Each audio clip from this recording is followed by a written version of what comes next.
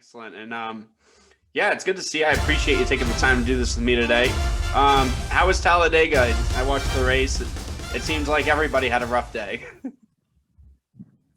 Yeah, it was very up and down.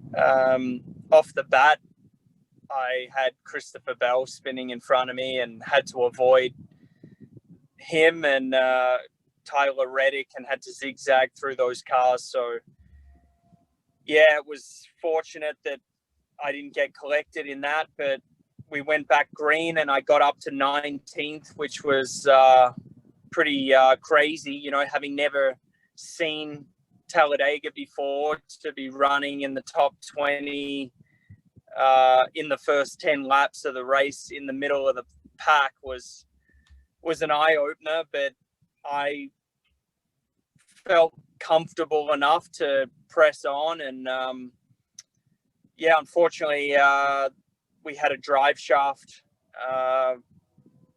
come loose and lost drive after 25 laps after the first competition caution.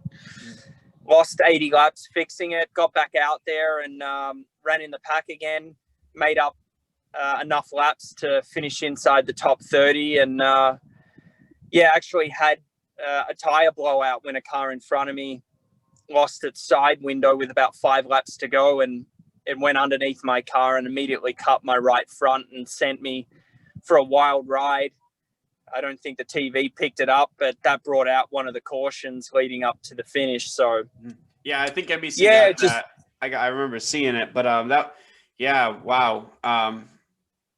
That was like the first of many, many overtimes they ended up having to run. Yeah.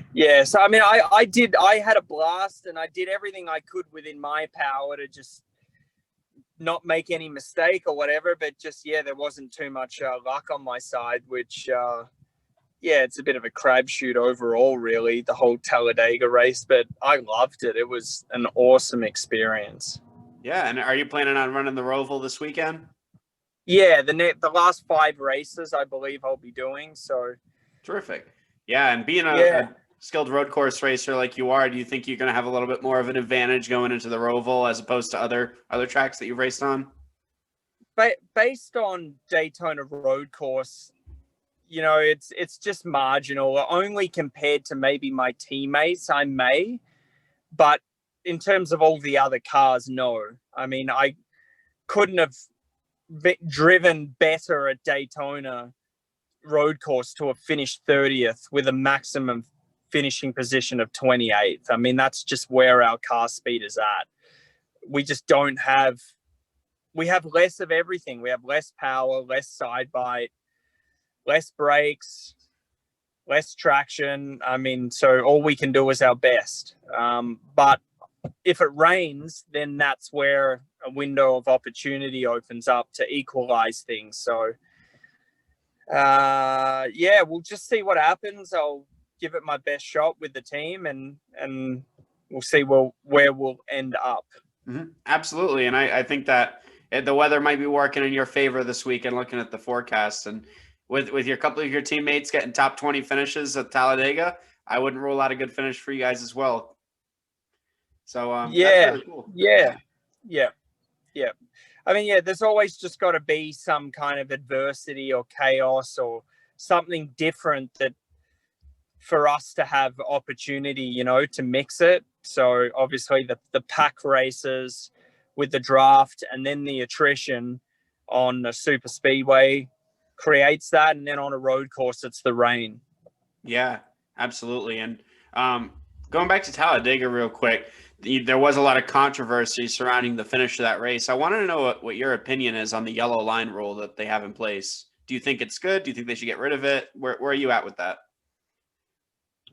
Well, I mean, firstly, I'm not really anyone to have much of opinion when I'm so new to this. As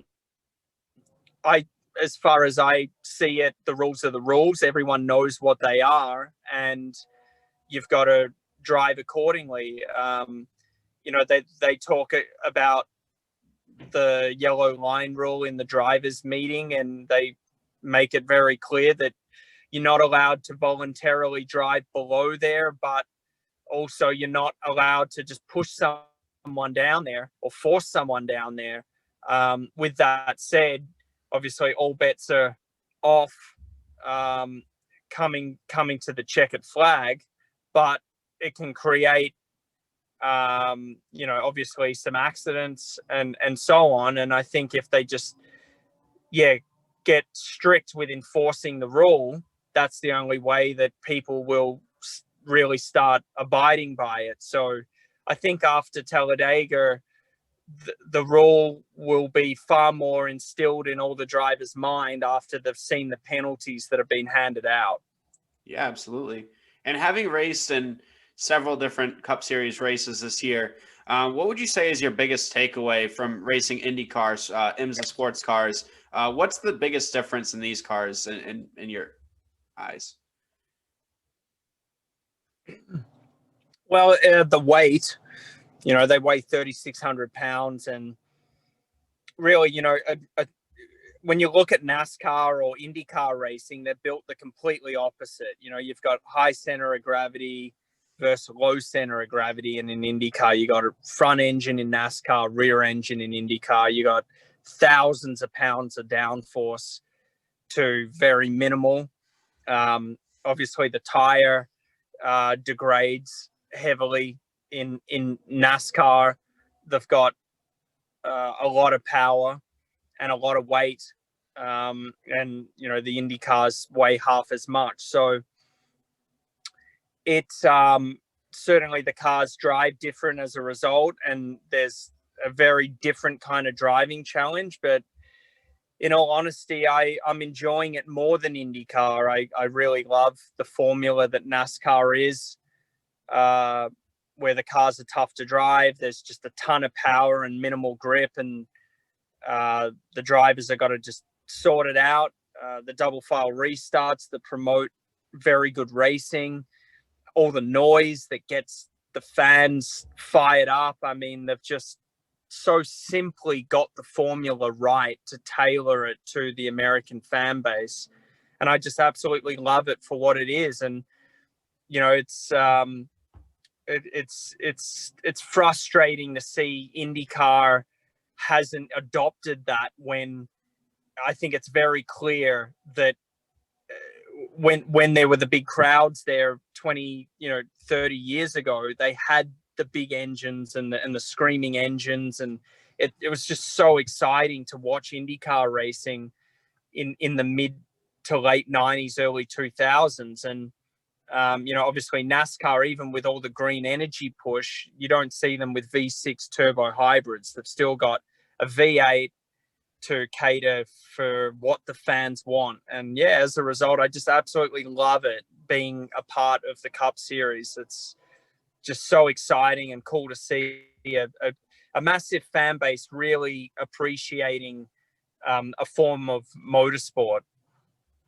Absolutely. That's really cool that you point out those differences, because that's stuff a lot of fans don't even realize. Because I'm sure IndyCar fans, I've personally never been to an IndyCar race. I'd like to, but it's kind of amazing how different the two series are. When in respect to each individual series, the broadcasting networks make them seem very similar. So that's very interesting. And I want to move on a little bit to next season. 2021, the schedule is just absolutely incredible. If you had the opportunity to race any one of those races, or I should say, what race are you most excited about? Well, look, if I found myself doing the Daytona 500, obviously that would be the one I would be most excited about for obvious reasons.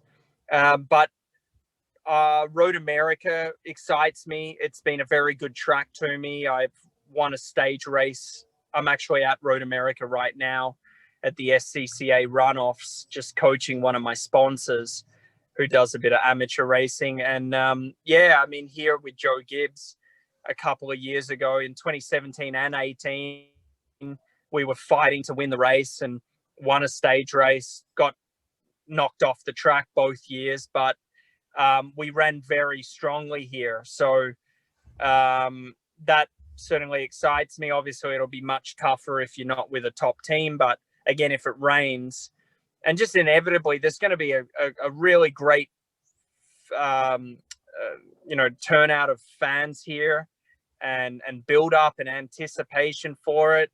I'm really looking forward to that. Bristol on dirt obviously will be just insane. It'll be so unique, to think that the Cup Series will be racing on dirt at Bristol.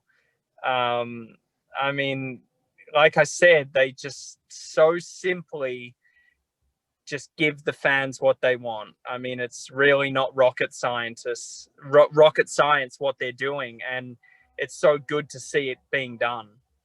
Yeah, and I'm really excited for that one too. And being an employee at Bristol and seeing that change come and how excited fans are about it makes me happy to see that. And the drivers, I mean, I've spoken to a couple different Cup Series drivers over the last week, and it seems like the consensus is everybody's really excited for Bristol. So that's going to be a cool race. I'm excited about it too. Now, I'll start to wrap this up a little bit. If there was any race that you could take part in anywhere around the world, you have a lot of experience in different cars. What would that one race be for James Davison that he wants to race the most? The Monaco Grand Prix would be incredible. It's just such a prestigious crown jewel race. And of course, they talk about the Triple Crown. So I've been fortunate to do 6 Indy 500s. The Le Mans 24 would be cool, but to answer your question, it would be the Monaco Grand Prix. With that said, I do want to drive in the Daytona 500. But I guess at this point, having driven in the 400-mile race in August and just done the Talladega 500, I've probably gotten about 75% of that experience of driving in the Daytona 500, what it would be like. So yeah, in terms of a fresh new experience, it would be Monaco for sure. But obviously it's just not going to happen.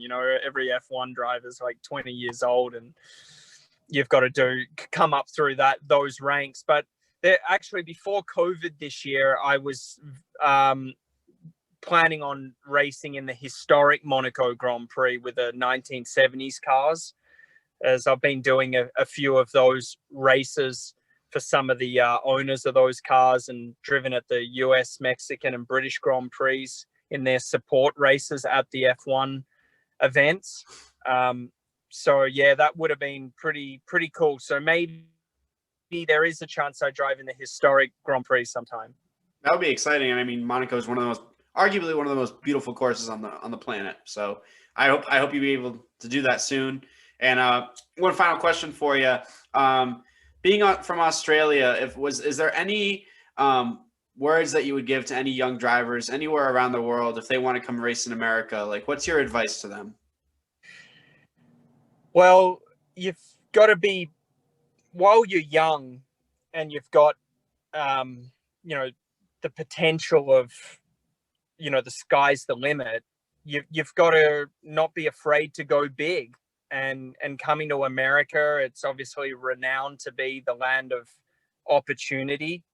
The racing scene here is bigger than it is in Australia. And even though the odds are very tough to make it, if you really dedicate yourself and work very hard off the track with your sponsorship hunt and your networking, some great things can happen. And really, that's what happened for me. I kind of look back, and it's surreal that I've made it this far with what financial resources my family had. They were minimal, and there were many times I didn't think I would make it, or if I had caught a bit of a break, I would thought that all the momentum was going to fall over. But you've just got to keep getting out of bed and being determined to try and achieve your goals. And yeah, some great things can happen. So yeah, just don't be afraid to go big and exhaust every possibility that exists,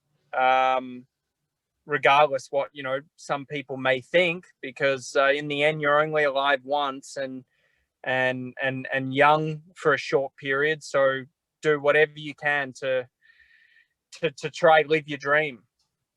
Wow. Yeah, that's awesome. Really great words. Thank you so much, James. I appreciate your time today, and best of luck to you this weekend. We hope to see you back in the Cup Series next year. Yeah, thank you. Appreciate it. Not a problem. You have a great day. Thanks, man. Bye. Bye.